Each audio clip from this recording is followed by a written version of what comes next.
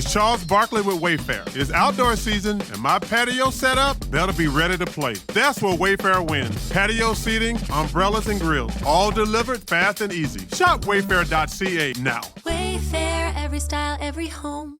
Welcome back. David Hertel in for Elias. Hope you're enjoying your Thanksgiving Monday. So I'm going to be joined now by Sherri McGurnaghan. And you may have heard her before. She's been on with Ken. She's been on with Elias as a tech expert. But talking with her on the phone yesterday, I discovered that she has quite a political past.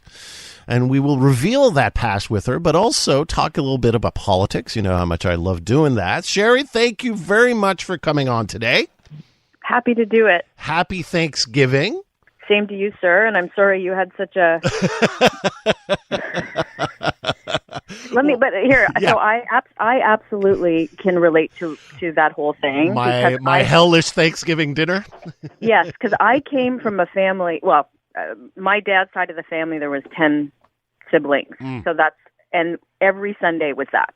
Oh, every Sunday? Every Sunday dinner, there was, 17 people. Oh my God. It was just, you put a bunch of Irish Catholics in one room. There you go. It's almost as bad as Quebecois Catholics. I can imagine. God, yeah. Exactly. But anyways, so thank you for your compassion. But Sherri, tell the listeners, I mean, you've been quite active in politics in your career. I have. It's, been my volunteer side of my life for a long time, actually starting even back when I was living in New York. I was fortunate enough to work on Hillary Clinton's campaign, on Elliot Spitzer's campaign. That's a whole other show we can do on that one. Oh, my God. And I mean, I volunteered on Hillary's campaign in 2008, 7 and 8. Oh, wow. When I was in Seattle. We were doing it at the same time. Oh, you did 7, 8? Okay. Yeah, out of New York. I was in Seattle at the time. Yeah. Oh, awesome. Yeah, no, she's lovely. I predicted what would happen. Everyone said I was crazy, and I was like, nope, he's going to win. So active in New York, and then back here in Montreal. Back here in Montreal, on the ground with our current prime minister for about 2.5 years after he got the nomination, and deputy campaign manager for him for 2.5, 3 years until the election was called, and then active again with, afterwards as a volunteer on the association. And I'm actually currently on the association for McGurnaghan, which I've been on now for, I'm going to say 5 years. And before that, the NDG, when it was NDG Lachine and now NDG Westmount. Yeah, and he's still a member of Parliament. People have a bit forgotten about him, but he's still there.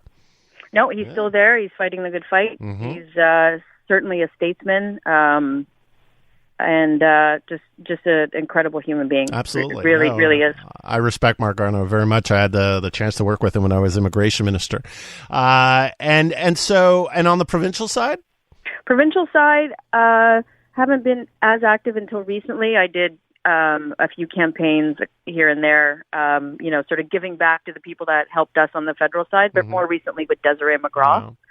And she's a friend, someone who I'm very lucky to call a friend. Met her in my political life, in the federal sphere, and was asked to help her out, and we had an awesome victory there. And so I wanted to get that out there so we know your political background. But what I want to get to now is, first of all, I mean, your reactions to last Monday's results, and especially being I would call you a complete liberal. How do you rebuild this Liberal Party that just went through its worst election loss since Confederation? So right now, I think we have an absolute incredible opportunity in front of us, which, it was a bad loss, no question. But now we've opened the door. We've set the record straight on, and I'm not a spokesperson for them, but they've been able to set the record straight on what happened with Bill 96 and what the plan is. And, so if they can now harness all these volunteers that came out to fight, and this is something I think every single party does incorrectly, But if they can keep that momentum going after the election, keep those conversations going so that everybody stays involved. I mean, how do we change things? We change things by being involved. We don't change things by sitting on our couch and doing nothing, right? And I used to get into arguments with people, and they were like, well, you just want me to vote for your candidate. I'm like, I don't care who you vote for. I mean, I do, but just vote. And if you don't vote, then guess what? You don't get to complain to me. I don't want to hear it.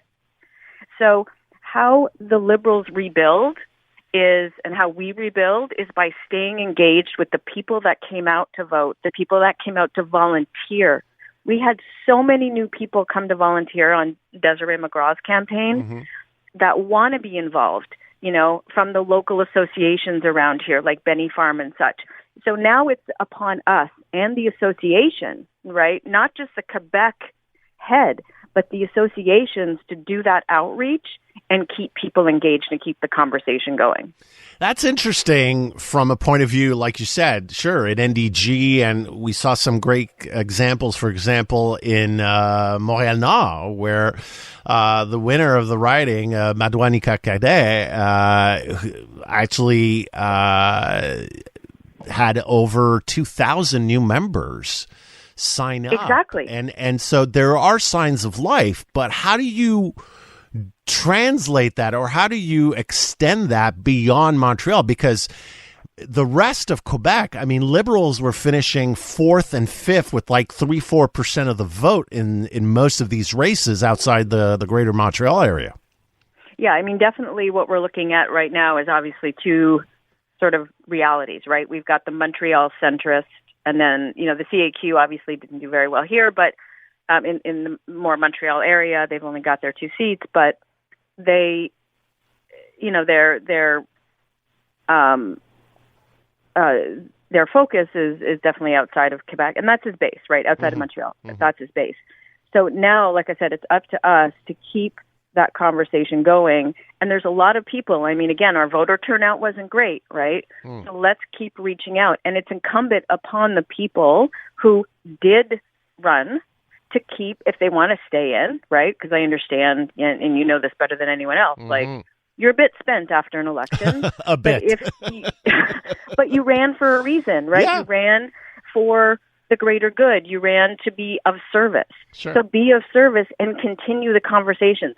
2.5 years of lead up to when Justin first got nominated was not about him sitting back. It was event after event after event, and meeting people and hearing the concerns of the people in Papineau. It wasn't just, oh, okay, now we've got the nomination, we're going to sit back. It was just, you know, one long campaign for 2.5 years. And that's what we have to do. And if the Liberals are smart, then they will harness that power, because we have a good ground game. We always have a good ground game if we focus. And that's the thing. And if Dominique Anglade keeps doing what she did, which was, look, we made a mistake, you know, Bill 96, you know, Liberals, including myself, and my mother will call me after this and yell at me. She's a lifelong Liberal as well. She was on the fence right up until the moment. And I don't know how she voted. It's none of my business.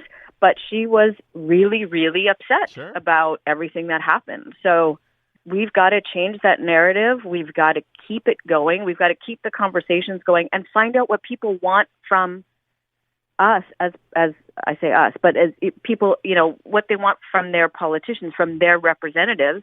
And then that's how we rebuild the trust. And right now we've got the time to do it. Well, interesting insights. Sherri, let's remember, when I ran last in 2014, 42% of Quebecers voted Liberal, and this time around, 14%. So a lot of work ahead. Appreciate your insights. Very interesting conversation. Hope we get to do it again. Absolutely. Thanks, David. So that was Sherri McGurnaghan, founder of Themis Logic. She's usually a tech expert, but getting to know her, I mean, great political commentator in development here. May hear from her again in the weeks and months to come.